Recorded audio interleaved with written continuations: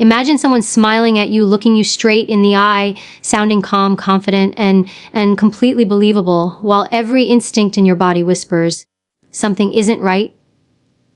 You felt that before, haven't you? That quiet tension in your chest, that little twist in your gut, that moment when the words don't match the energy. But here's the truth nobody tells you. Manipulators don't expose themselves with lies. They expose themselves with the questions they ask you. They don't confess. They don't slip up. They probe you. They test your reactions. They try to see how much control they can take before you even realize what's happening. And the craziest part, most of us miss it, not because we're unaware, but because we're good people who want to believe the best in others. But today you're going to hear the 5 questions manipulators rely on most, not because they're clever, but because they've worked for centuries on people who didn't know what to listen for. By the time you finish this, you won't just hear these questions. You'll recognize them. You'll see the pattern. You'll feel your instincts sharpen, and you'll never fall into the same trap again. So let's shine a light on the dark corners of manipulation. Because once you know what to listen for, no one, and I mean no one, gets to play you ever again. Can you repeat the question? It sounds harmless, doesn't it? Almost polite, almost innocent. But when someone asks this, not because they didn't hear you, but because they need a moment, you're witnessing one of the simplest and most effective manipulation tactics ever used. And it works because it disguises itself as confusion rather than strategy. Here's what's really happening beneath that request their brain is scrambling. A truthful person doesn't need time to build a story. They access memory the way you access a saved file. It's there, it's vivid, it's automatic. But when someone is fabricating an answer, they're not recalling, they're constructing. They're assembling pieces, evaluating what sounds believable, testing which version of the story won't fall apart when questioned later. And that construction takes time. Even a second or two of delay is enough for them to start shaping a narrative that protects them. So when they say, "Can you repeat the question?" what they're actually saying is, "I need more time to make my lie airtight. Give me a moment to adjust my story." It's a stall tactic wrapped in politeness. Think about the last time someone lied to you and you sensed something wasn't right. Chances are you remember a pause, maybe a long breath, a shift of posture, a sudden softening of their voice as if they needed you to slow down. That wasn't confusion. That was calculation. This is why your response is crucial. Most people, wanting to be polite, jump in to help. They repeat the question, they rephrase it, they soften it. Without realizing it, they hand the liar exactly what they need, the time and information to craft a safer answer. But it's the silence that reveals everything. When someone is telling the truth, the question hits them and they respond from memory. When someone is lying, the silence becomes a battlefield in their mind. What did they hear? What do they know? What makes me look innocent? What details should I avoid? That's why your power move is simple. Don't rescue them. Don't fill the gap. Don't rush to repeat yourself. Let the quiet linger. Let them sit in their own discomfort. A liar hates silence because the longer it lasts, the harder it becomes to manufacture a convincing answer. But you should welcome it. Silence doesn't expose you. It exposes them. And once you start paying attention to how people respond to pressure, not the words they use, but the speed, the hesitation, the scramble, you'll never miss this tactic again. You'll recognize it instantly. And you'll know exactly who you're dealing with. Why would I ever lie to you? At first glance, it sounds like a heartfelt plea, almost a wounded response. It feels emotional, dramatic, and full of disbelief. And that's exactly why manipulators love this line. It's not an answer. It's a performance. It's a strategy designed to bypass your logic and sink straight into your emotions. When someone responds to a simple, reasonable question with a dramatic counter question, they aren't offering clarity. They're shifting the battlefield. They're trying to turn the spotlight away from what they did and shine it on how dare you question them. Suddenly, the conversation is no longer about their behavior. It's about your supposed lack of faith, your insensitivity, your distrust. They want you to feel guilty, not because they're innocent, but because guilt makes you easier to control. Think about what's happening psychologically. Truth stands on facts. Truth can be demonstrated, explained, shown, but manipulation relies on emotion because emotion is easier to bend.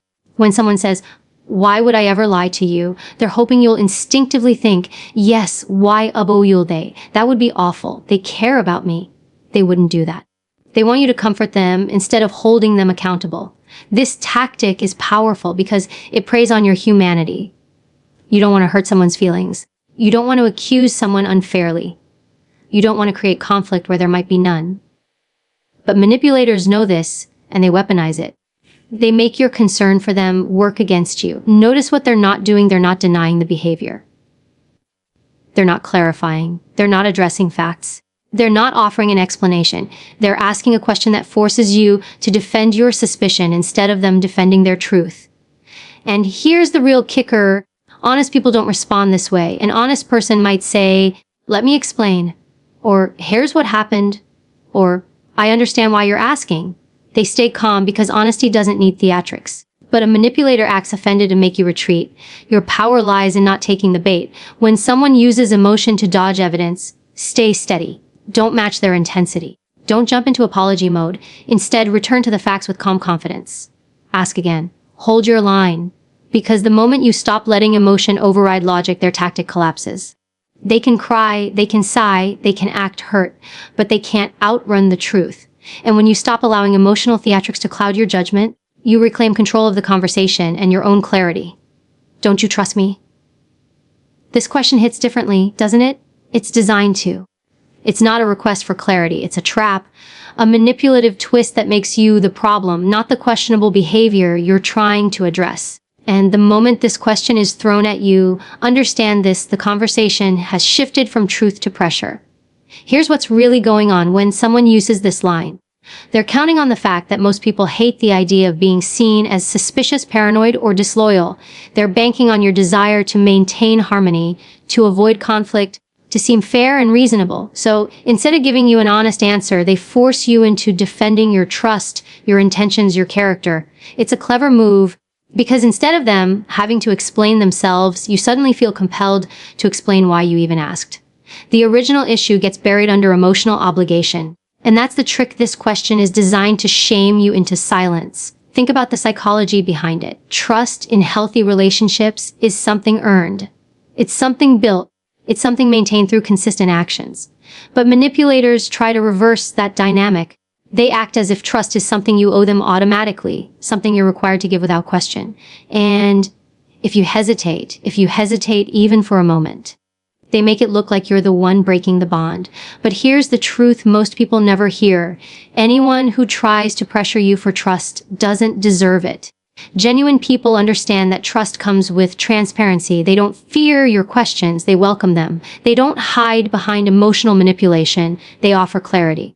They don't guilt trip you, they explain themselves. True integrity doesn't collapse under scrutiny, it stands firm. When someone says, "Don't you trust me?" what they're really saying is, stop asking questions. Stop noticing things. Stop listening to your instincts. They want the conversation shut down with emotional force, not resolved with honesty. Your power is recognizing this tactic for what it is. Instead of shrinking under the weight of guilt, you hold your ground. You don't need to raise your voice or argue. You simply return to the original point, calm, steady, unshaken. You can say, "I'm asking because I care about the truth," or "Trust grows through clarity, so let's talk about what happened."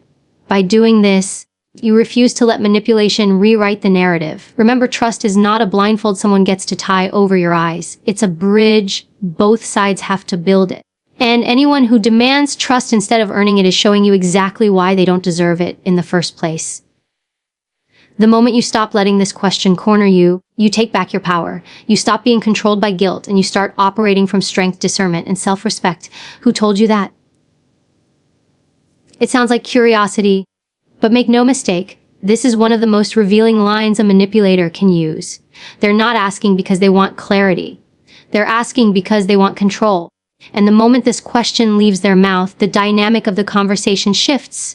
They're no longer focused on what they did, they're focused on who exposed them. This question is a diversion, a defense mechanism, and a strategy all in one. When someone is confronted with the truth and their first instinct is to identify your source, it tells you they're not interested in addressing the issue. They're interested in damage control. They want to know how much you know, who else knows it, and how to dismantle the trail that leads back to them. The psychology behind this tactic is straightforward. If they can discredit the person who gave you the information, they believe they can discredit the information itself. They want to find the leak, the weak link, the person they can pressure, intimidate, or charm into silence. They want the conversation to shift away from their behavior and onto someone else entirely. Notice what they're not doing. They're not saying, let me explain what happened. They're not clarifying the details. They're not addressing the truth head on. Instead, they're scanning for threats. They're mentally planning the next move. Do they deny? Do they confront the person who spoke? Do they spin the story another way? Their priority is not honesty, it's self-preservation. And here's where your power comes in. You do not owe anyone your source. The moment you reveal who confided in you, you hand the manipulator a weapon, because they will use it. They'll twist the story, flip it around, play victim, or retaliate. Their goal is to isolate you, to make you doubt others, and to cut you off from people who might expose them again. That's why it's so important to hold your line. When someone asks, who told you that? Recognize the insecurity behind it. Recognize the fear. Recognize the guilt. A person with nothing to hide doesn't fear information. They address it. They clarify. They communicate. But a manipulator, they chase the source because they want to stop the truth at its roots. Your smartest move is to stay focused on the behavior, not the breadcrumb trail. You don't need to reveal your informant. You don't need to answer that question at all. Instead, bring the conversation back to the core issue with calm strength. Let's talk about what happened, not who said it. When you refuse to expose your source, you keep the manipulator off balance. You disrupt their strategy. You maintain your power. And most importantly, you protect the people who protect you. Because the moment you stop playing their game, they lose the ability to control the board. Why are you making such a big deal out of this? This line might be one of the most infuriating manipulation tactics of all, because it attacks not the facts, not the situation, but your emotional reality. It's a subtle form of gaslighting wrapped in casual dismissal. And manipulators love it because it makes you question the validity of your own feelings, instincts, and boundaries. Here's what's actually happening when someone says this. They're not trying to understand you. They're not trying to resolve anything. They're trying to shrink the issue until it disappears. They want to take something that matters to you and make it feel insignificant, irrational, or even stupid. The goal is simple. If they can make you feel like you're overreacting, you'll back down, and they won't have to take responsibility. This tactic is powerful because it makes you doubt yourself. It makes you wonder if you're being too sensitive, too emotional, too demanding. Suddenly, the problem doesn't feel like their behavior. It feels like your reaction to their behavior. And that's exactly what they want, a shift in focus from what they did to how you're responding. Think about it. When someone minimizes your concerns, they're sending a message. Your feelings are an inconvenience. Your boundaries are negotiable. Your experience is exaggerated. They want you to second guess your own perception so they can slip out of accountability unnoticed. But here's the truth. People who respect you don't minimize your feelings. People who care about you don't make you feel dramatic for expressing yourself. People with integrity address the issue. They don't belittle your reaction to it. When a manipulator says, "Why are you making such a big deal out of this?"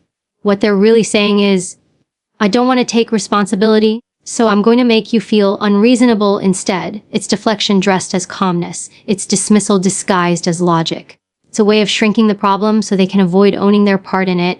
And here's where your power comes in naming the behavior. When you calmly say, "I'm addressing it because it matters," or "it's a big deal because it affects me," you reclaim your authority over your own emotions.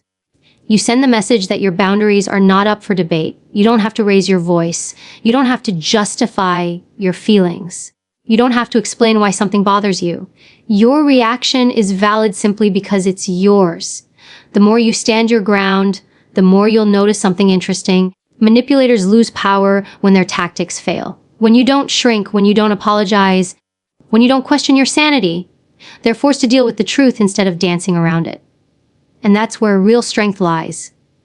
In honoring your feelings, in protecting your boundaries, in recognizing minimizing behavior as manipulation, not wisdom. Because the moment you stop letting anyone tell you what should or shouldn't matter to you, you step into a version yourself that cannot be dismissed, diminished, or controlled. At the end of the day, manipulation isn't about intelligence. It's about awareness. The people who try to deceive you aren't smarter than you. They're simply counting on you not paying attention. They're counting on your kindness, your patience, your empathy, your desire for peace. They think they can twist your instincts, rewrite your reality, and control the narrative with a few well-crafted questions. But now, You know better, you see the pattern, you hear the signals, and you understand the psychology behind every tactic. This isn't just about catching liars, it's about reclaiming your voice. It's about listening to your intuition and honoring your boundaries. It's about refusing to let anyone make you feel guilty for asking questions or crazy for noticing the truth. Your instincts are not flaws, they are warnings. Your boundaries are not barriers, they are protection. Your clarity is not confrontation, it is strength. So the next time someone tries to manipulate you with a question, remember this. You don't owe anyone blind trust. You don't owe anyone silence. And you don't owe anyone the power to shrink your reality. You are allowed to question. You are allowed to demand clarity. You are allowed to walk away from anyone who makes honesty feel like a burden.